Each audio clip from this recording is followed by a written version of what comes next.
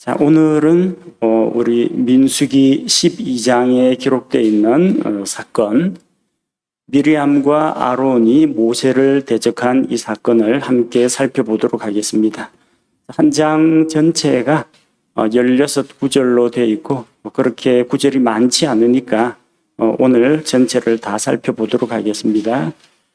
자, 어떤 일이 있었느냐 하면은 모세가 에티오피아 여인과 결혼한 것으로 인해서 미리암과 아론이 모세를 대적하게 됩니다. 모세의 아내는 시보라로 우리가 알고 있습니다. 미디안 제사장의 딸이죠. 그런데 모세와 결혼한 에티오피아 여인은 도대체 누구를 말하느냐? 어떤 학자들은 시보라가 에티오피아 사람이라고 주장을 합니다. 에티오피아란 말은 이제 구스라고 되어 있거든요. 개혁성경에는 구스 여인이라고 되어 있습니다. 그런데 성경에서 구스는 종종 미디안을 가리키는 그런 의미로 사용되기도 한다는 겁니다. 하박국 3장 7절 말씀에 보니까 내가 고통 중에 있는 구산의 장막들을 보았나니 미디안 땅의 휘장들이 떨었도다, 이렇게 기록되어 있습니다. 그 구산, 쿠시라고 나오죠. 그 구스입니다. 그게 에티오피아입니다. 에티오피아의 장막들을 보았는데 미디안 땅의 휘장들이 흔들린다. 즉 대구 형식으로 되어 있는데 한 번은 구산이라고 표현했고 한 번은 미디안이라고 표현을 했습니다. 그래서 에티오피아가 미디안을 의미하는 용도로 사용되었다. 둘은 같은 것으로, 즉 미디안 여인 시보라가 에티오피아 여인과 동일 인물이라고 보는 그런 견해가 있습니다. 이런 견해를 따르면 이제 어떤 문제가 생기느냐면요, 모세가 결혼한 지 지금 시간이 꽤 지났습니다. 40세에 이집트에서 이집트 노예 감독관을 죽이고 광야로 도망했다가 시보라와 만나서 장인 이드로의 집에서 처가살이를 했지 않습니까? 결혼한 지 벌써 40년 넘었어요. 40년 동안 아무 말 안 하다가 이제 와서 모세의 아내를 가지고 시비를 걸었다. 이건 조금 이해하기가 좀 어려운 그런 상황입니다. 또 다른 견해는 어떤 견해냐면은 진짜로 이 여인은 시보라의 뒤를 이어서 모세의 아내가 된 이방 여인으로 보는 견해입니다.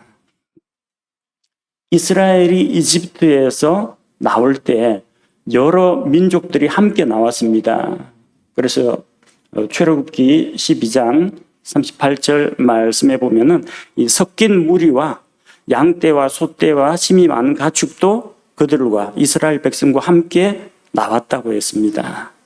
여기 섞인 무리가 뭐냐면은 소수 부족들을 이야기합니다. 이스라엘 민족처럼 아주 단일 거대한 민족이 아니라 소수 민족들도 이집트의 혼란을 틈타 가지고 같이 섞여 가지고 나왔다는 겁니다. 개혁 성경에는 이 부분이 중다한 잡족들이 나왔다, 그렇게 되어 있습니다. 즉 이스라엘 민족 말고 다른 소수의 이방 민족들도 그들과 섞여서 나왔다는 겁니다. 그래서 이스라엘 백성 가운데 섞여 사는 무리가 불평을 하고 탐욕을 품으니까 그게 이스라엘 회중에게 전염이 되었다. 그런 내용들이 성경에 기록되어 있는 겁니다. 그 섞여서 나와 있는 무리들 가운데 아마 이집트에서 나올 때 에티오피아 사람도 그때 나왔을 거라는 겁니다. 그래서 그 에티오피아 여인이 모세와 결혼했을 거라는 거죠. 시보라는 모세가 하나님에게서 사명을 받아서 이집트로 내려올 때 길가에 있는 숙소에서 하나님께서 모세를 죽이려고 할 때 어떤 사건인지 아시죠?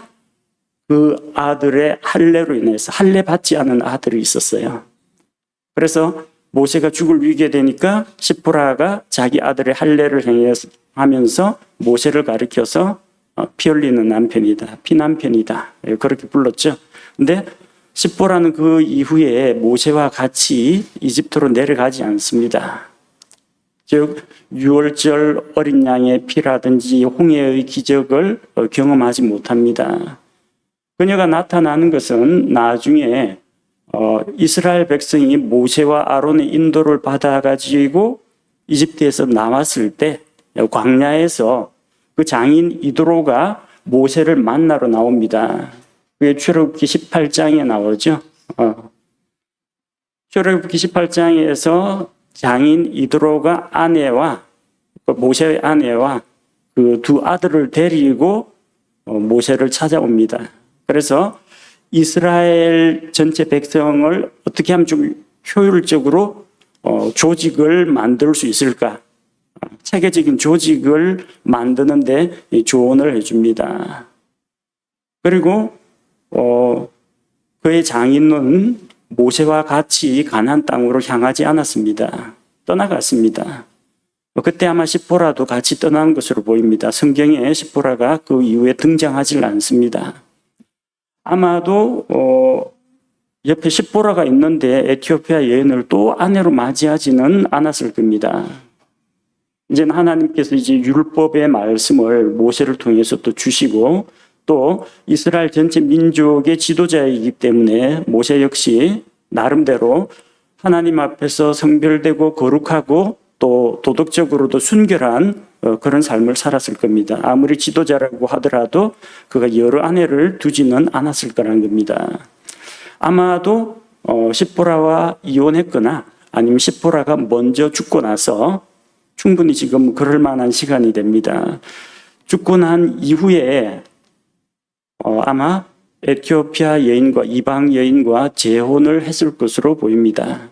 그래서 이 에티오피아 여인을 억지로 미디안 여인인 시포라라고 생각할 필요가 없다는 겁니다. 성경이 에티오피아 여인 하면 에티오피아 여인이라고 그대로 믿고 받아들여도 전혀 문제가 없다는 겁니다. 자, 그러면은 지도자인 모세가 이방 여인과 결혼한 것이 어떤 문제가 되느냐? 이집트에서 살면서 요셉도 이방 여인과 결혼했습니다. 이집트 왕 파라오가 소개해준 사람과 결혼을 했습니다. 그리고 보아스 역시 모압 여인 룻과 결혼을 했습니다. 성경에 종종 보면은 이방 민족과 결혼한 사례가 있습니다. 하나님께서 이스라엘 백성에게 광야 생활을 하면서 너희가 그 땅에 들어가거든 그 땅 사람들을, 거주민들을 남겨두지 말고 불쌍히 여기지 말고 진멸하라. 그들과 무슨 조약을 맺거나 서로 간에 그들의 딸을 며느리로 데려오거나 아들을 그쪽에 장가를 보내거나 해서 서로 통혼하지 말라고 했습니다. 그 말씀은 누구를 대상으로 한 것이냐면 가나안 땅에 있는 그 이방 민족을 이야기하는 겁니다. 지금 이제 광야 생활 중에 있는 같이 이집트에서 나온 에티오피아 여인을 문제 삼는 것은 아니라는 겁니다.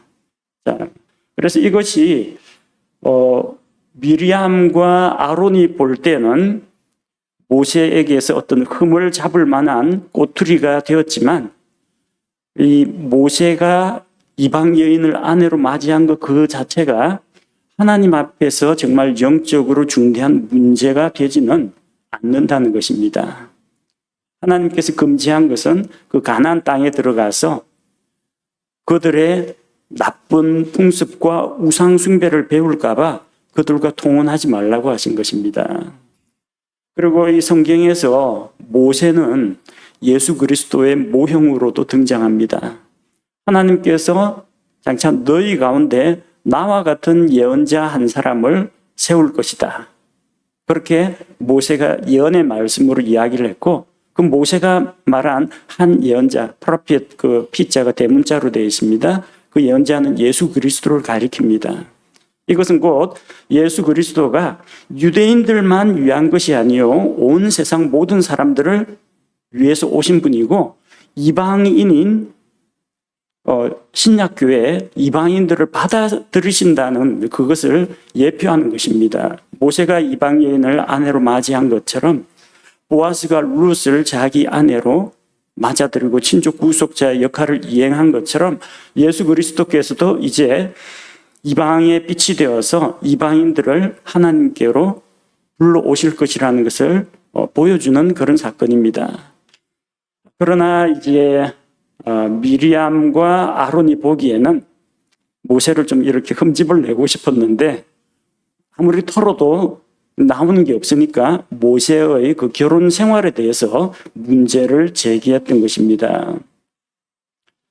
자, 그래서 본문의 말씀에 보면은 아마도 미리암이 이 아론을 좀 이렇게 부추겨 가지고 여자가 혼자서 나서서 문제 제기하기가 힘드니까 좀 대제사장인 그 권위가 있는 아론을 동원해 가지고 모세를 공격한 것으로 보입니다.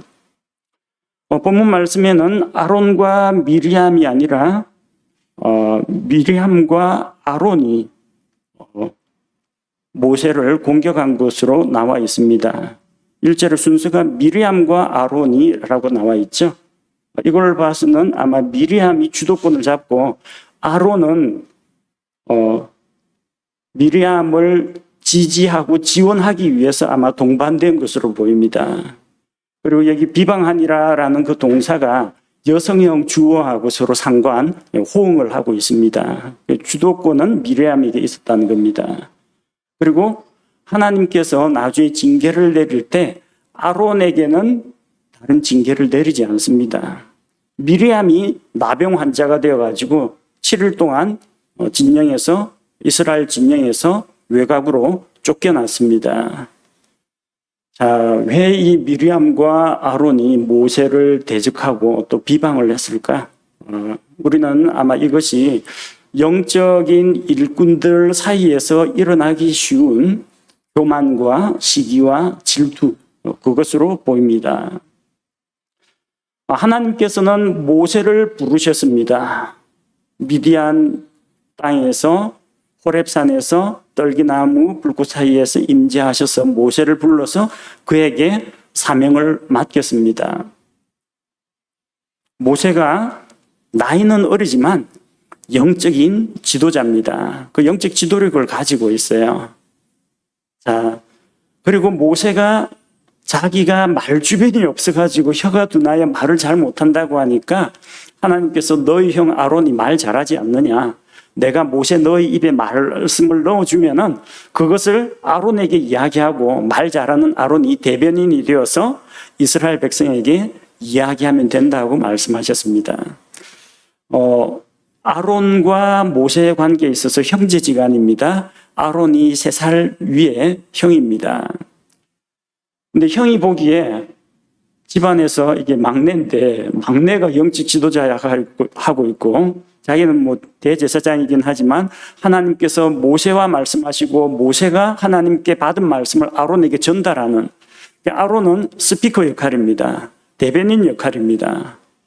그게 아마 아론의 이 자존심을 상하게 했을 수도 있습니다.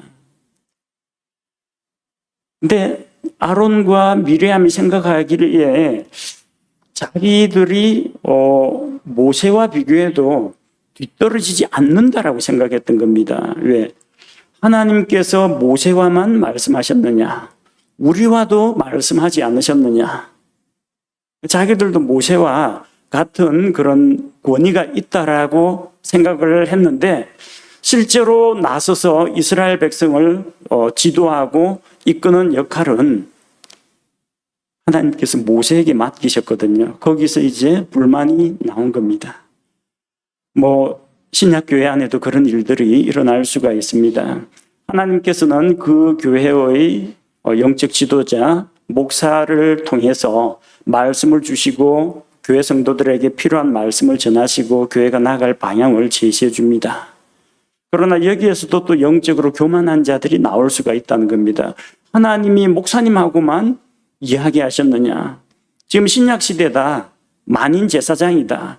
우리도 하나님과 날마다 말씀으로 교제하고 있다라고 하면서 동등하게 교회 안에서 자기를 높이려고 할 때 똑같은 문제가 발생할 수 있다는 겁니다. 그리고 여기에는 또 인간적인 그런 생각도 같이 포함되어 있습니다. 이 세 사람 가운데에서 제일 연장자는 미리암입니다. 모세와 아론 중에서 아론이 3살 형이라는 것은 성경 말씀을 통해서 우리가 알고 있습니다. 하나님께서 모세를 부르셨을 때 모세는 80세였고 아론은 83세였습니다. 자, 그럼 아론과 미리암 중에는 누가 누나이고 누가 오빠인가?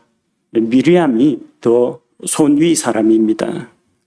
만약에 미리암이 아론보다 아래라고 하면요, 모세가 그 갈대 상자에 담겨가지고 하숫가에 내려놨을 때 이집트의 공주가 그 강가에서 아기 울음소리를 듣고 그 모세를 안아 올리잖아요. 그때 쪼르르 한 여자아이가 와가지고 혹시 유모가 필요하지 않으십니까 하면서 모세의 어머니, 자기 엄마죠. 자기 엄마를 데려다가 유모 역할을 하게 합니다.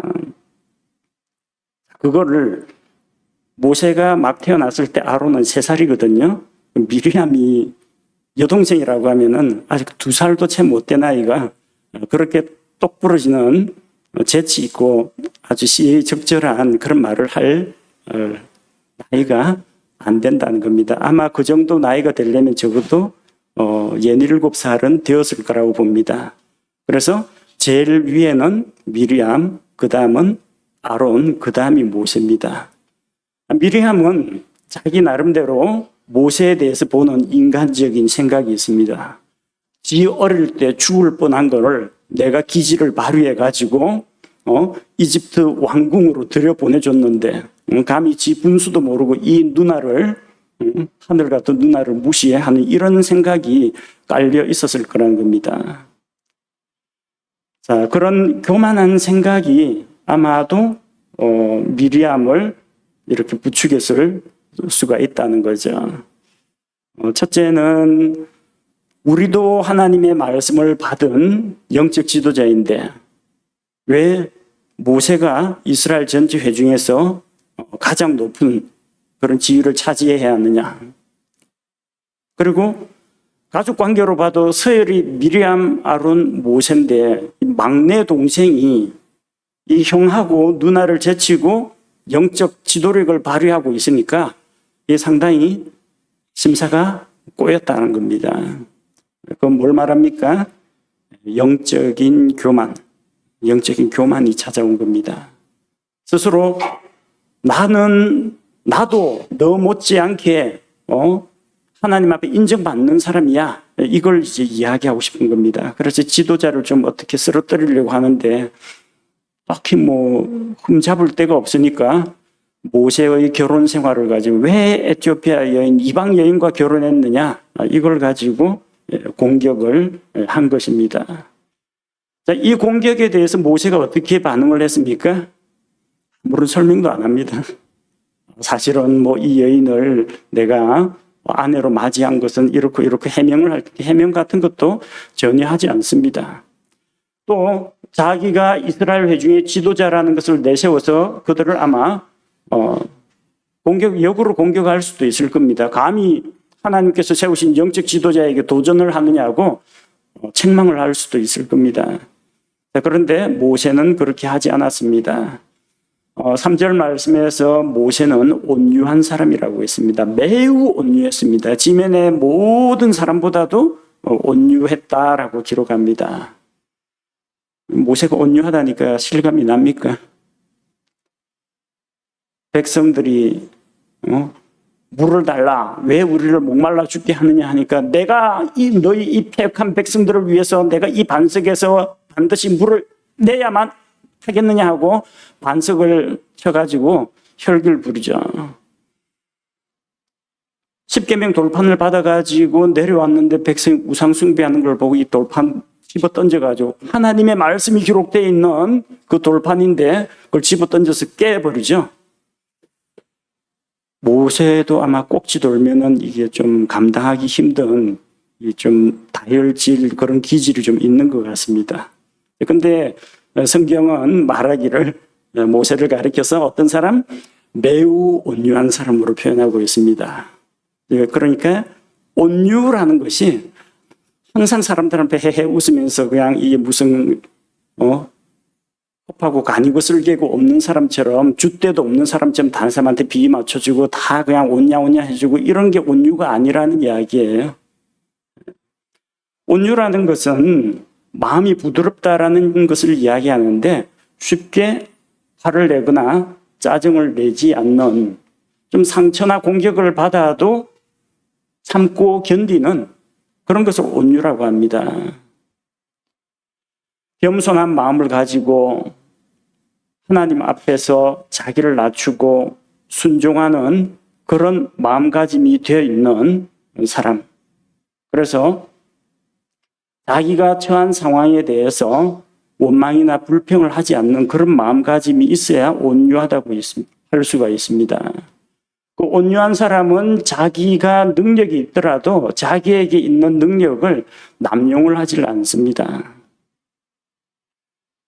사자와 어린 양이 있다면 둘 중에서 누가 더 온유한 것 같습니까?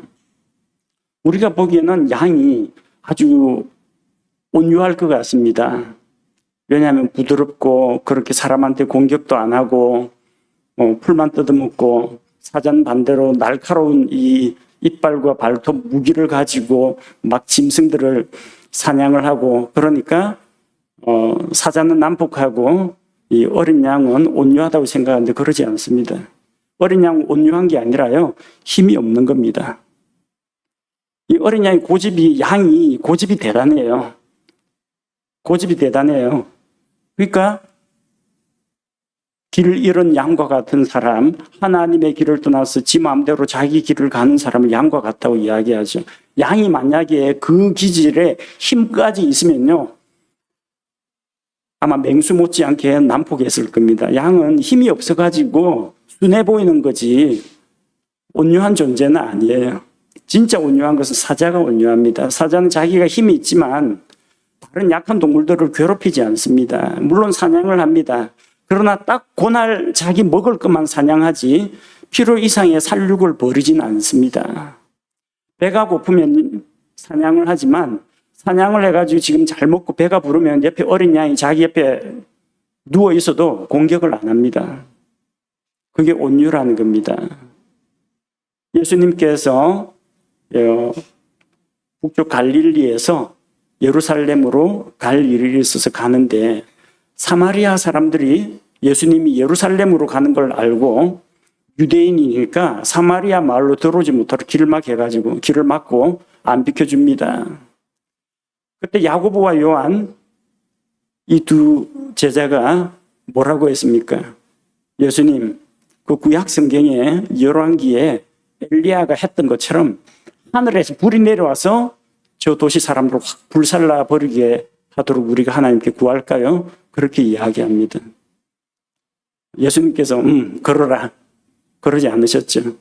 아니, 예수님의 능력이라면은 하늘에서 불이 내려오는 것은 물론이요, 말 한가운데 대로가 뻥 뚫리게 할 수도 있습니다. 아무도 건드리지 못하게 촉촉한 사람들이 쭉 갈라지게, 그것도 가능합니다.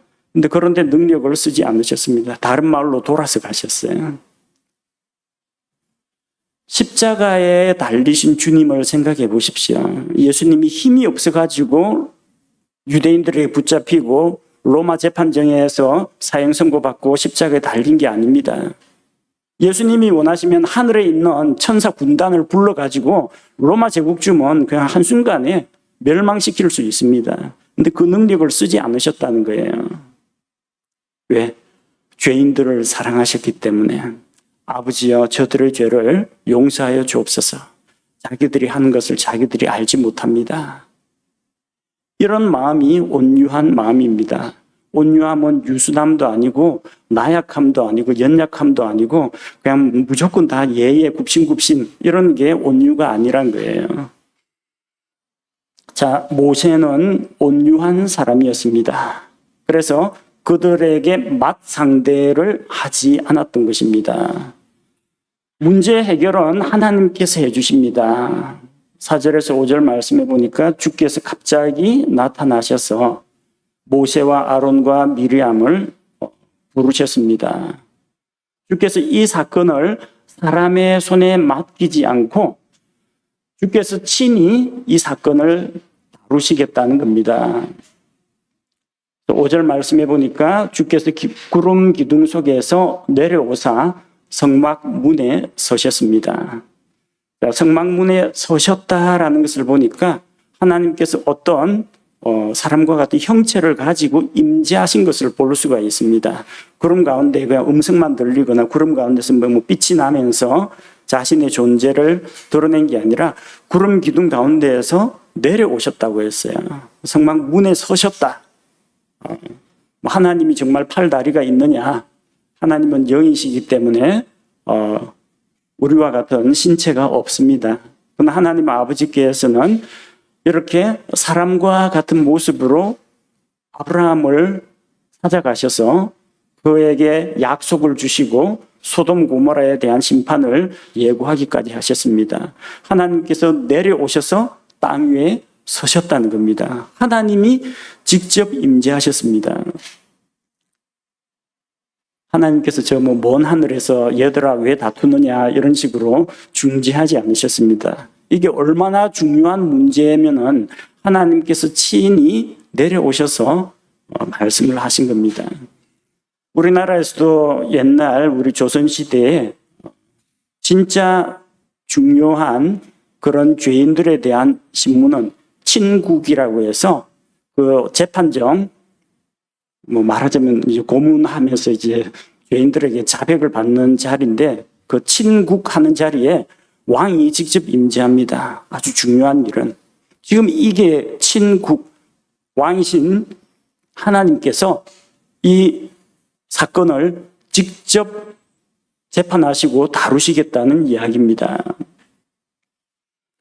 자, 주께서 아론과 미리암을 부르셨습니다. 처음에 세 사람을 성막 가까이로 부르셨는데 그 아론과 미리암은 가까이 오라고 하셨습니다.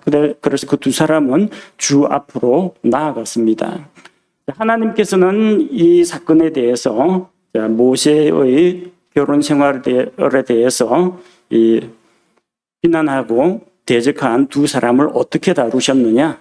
6절에서 8절 말씀에 기록되어 있습니다. 하나님께서 일반 예언자를 대하실 때는 환상으로 나타나기도 하시고 꿈을 통해서 그 예언자에게 말씀하기도 하십니다. 혹은 하늘에서 음성이 들려가지고 이야기하시는 그런 경우도 있습니다. 하늘에서 주의 천사가 아브라함의 첩이었던 그 하갈에게 이야기를 하죠. 그런데 하나님께서 모세를 상대할 때는 하늘에서 들리는 음성이나 환상이나 꿈이 아니라 직접 1대1로 말씀하셨다는 겁니다. 자, 7절에서 8절 말씀을 보면 하나님은 모세를 다른 예언자들과는 달리 어떤 방식으로 대화하셨느냐? 7절에서 모세는 하나님의 온 집에서 신실한 자라고 하셨습니다.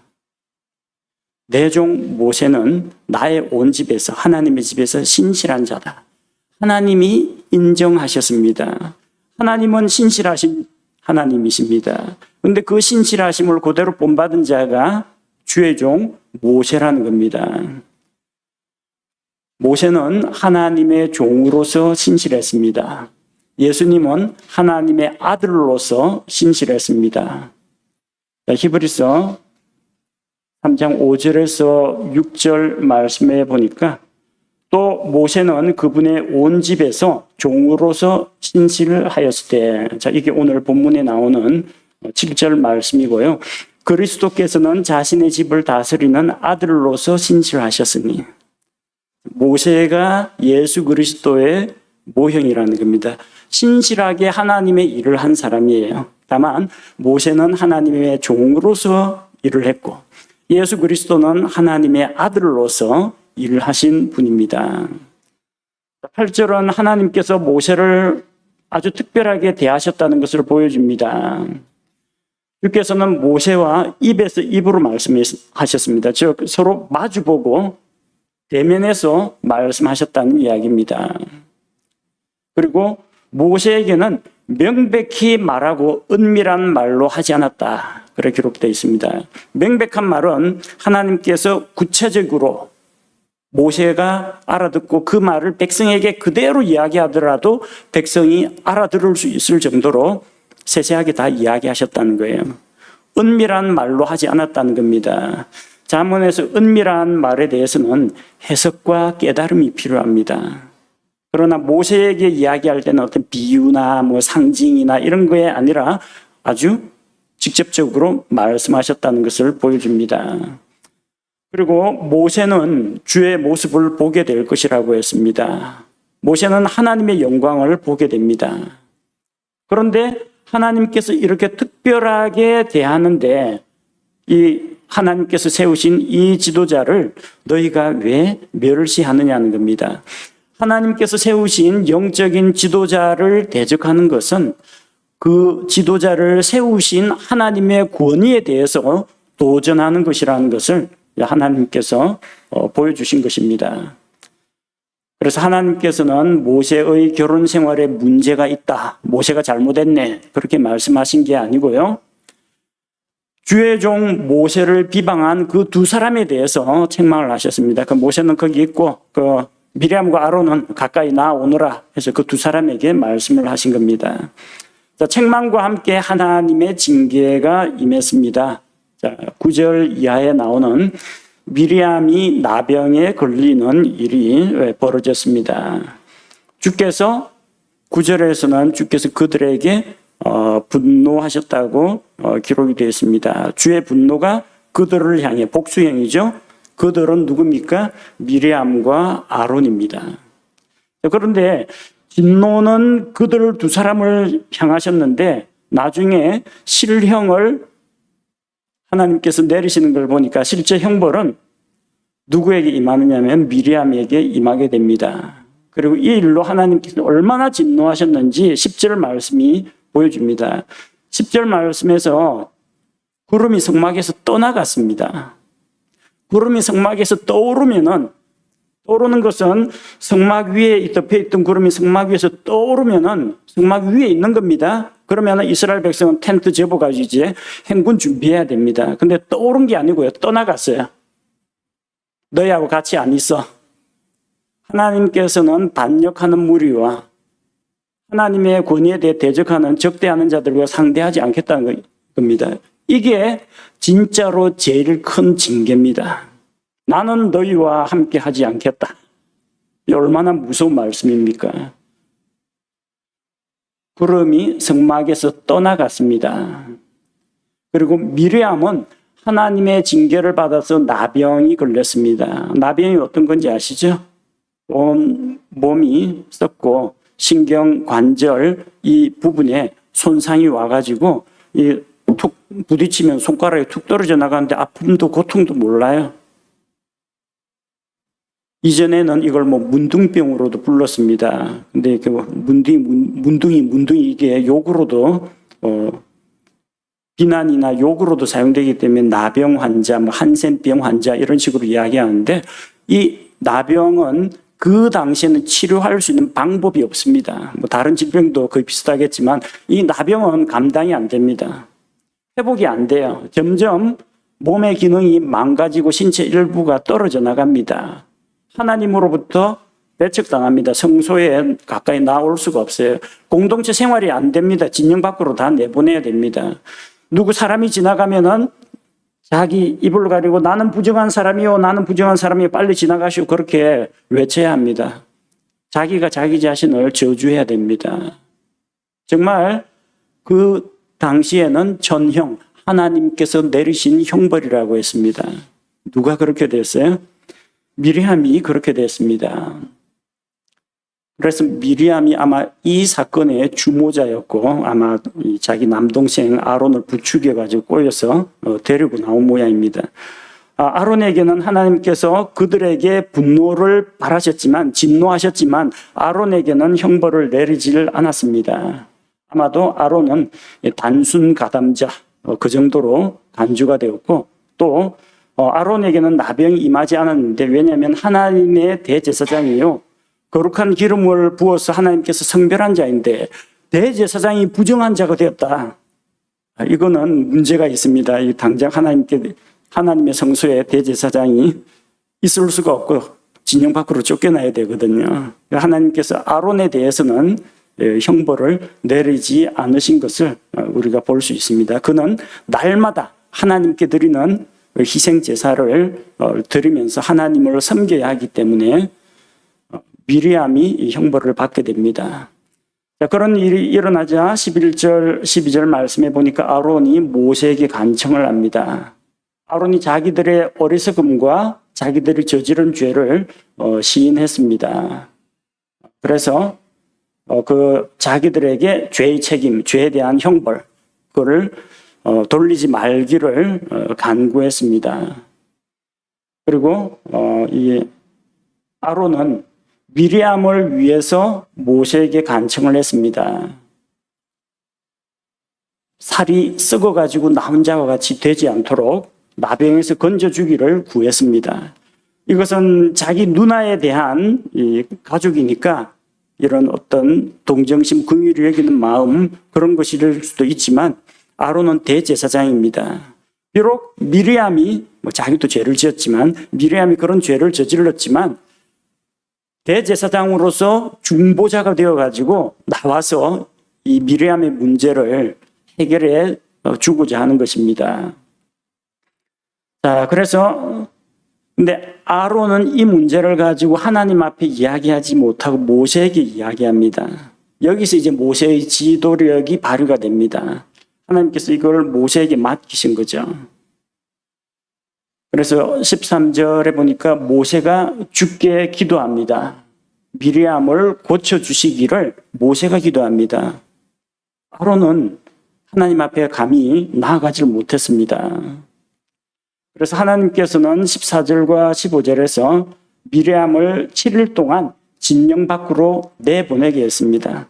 하나님이 지금 진노하셔서 나병을 내렸는데 모세의 말 한마디에 그래 없던 걸로 하자 이렇게 하기에는 하나님의 공의가 용납하지 않는 겁니다. 자기 아버지가 그 자기 자식에게 침을 뱉었다 하면은 그 아버지로부터 엄청난 책망을 당한 겁니다. 그 아들은 부끄러워서 몸둘 바를 몰라 해야 됩니다. 적어도 7일 동안은 부끄러워하고 몸살이고 조심해야 됩니다.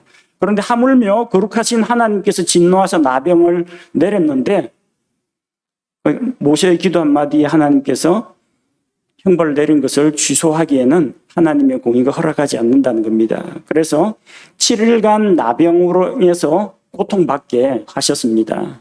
그리고 진영 밖으로 쫓아내버렸습니다. 그래서 미리암은 진영 밖으로 나가서 진영 밖에서 7일간 생활을 해야만 했습니다. 이것이 미리암에게는 오히려 덕이 되었을 겁니다. 독이 아니라 덕이 되었을 겁니다. 미리암은 당장 나병에서 고침을 받는 게 중요한 게 아닙니다. 미리암의 그 잘못된 그 교만한 마음과 지도자에 대한 시기한 마음, 그걸 뜯어 고쳐야 하는 겁니다. 7일 동안 진영 밖에 있으면서 미리암이 뭘 했을지는 우리가 성경에 기록되어 있지 않지만 상상해 볼 수가 있습니다. 진영 밖에 나가 있는 기간은 자기 자신을 정결하게 하는 기간입니다. 그냥 7일 빨리 좀 지나가라 하면서 그냥 시간 때우기식으로 있지는 않았을 겁니다. 하나님을 향해서 이를 바득바득 깔면서 7일만 지나봐라, 내가 들어가서 모세를 가만두나 봐라, 뭐 이런 식으로 하지도 않았을 겁니다. 그 시간은 회개와 반성과 자숙의 시간이었을 겁니다. 하나님께서 미리암의 질병을 단숨에 고쳐줄 수 있습니다. 그러나 지금 몸에 나병이 낫는 게 중요한 게 아닙니다.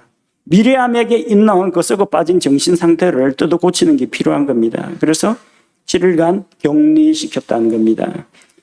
그리고 이스라엘 백성은 미리암을 다시 진영으로 받아들이기까지는 출발하지 않고 대기하고 있었습니다.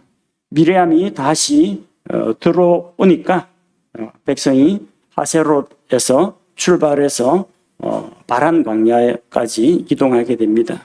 지금 이 사건이 일어난 곳이 지난번 지도에서 살펴보았던 그 하세롯이라는 곳임을 우리가 알 수가 있습니다.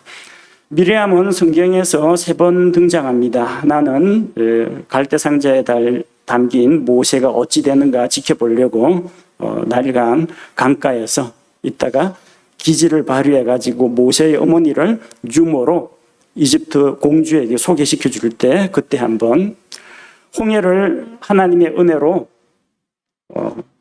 통과한 이후에 자기들을 구원해 주신 구출하신 하나님께 여자 예언자로서 미리암이 작은 북을 가지고 나와서 이스라엘 여인들과 함께 하나님을 찬양할 때 세 번째가 오늘 지도자인 모세를 대적하다가 나병 환자가 되어가지고 진영 밖으로 쫓겨난 이야기. 영적인 사람이었던 미리암이 한순간에 이렇게 무너질 수 있다는 거 우리가 기억하고 경계를 받아야 합니다. 그리고 얼마 가지 못해서 미리암은 가나안 땅에 들어가지 못하고 광야에서 죽게 됩니다. 사람의 마음속에 교만한 생각을 품게 되면 나도 당신 못지않다. 나도 하나님과 가깝다. 하나님께서 내게도 말씀하셨다. 이런 교만한 생각을 품게 될 때 그게 다른 사람에 대한 시기나 질투나 미움이나 비방으로 나타나게 됩니다. 하나님께서 세우신 영적 지도자에 대해서 비방하지 말아야 합니다. 그것은 지도자를 세우신 하나님의 권위에 대해서 도전하는 것이기 때문입니다. 아론과 미리암이 주 앞에 서서 책망을 들었던 것처럼 우리도 언젠가는 거룩하신 주님 앞에 서게 될 것입니다. 그래서 그리스도의 심판석 앞에서 우리가 행한 것들에 대해서 우리가 거둔 열매에 대해서 주님 앞에 자기 인생을 보고하는 날이 올 것입니다.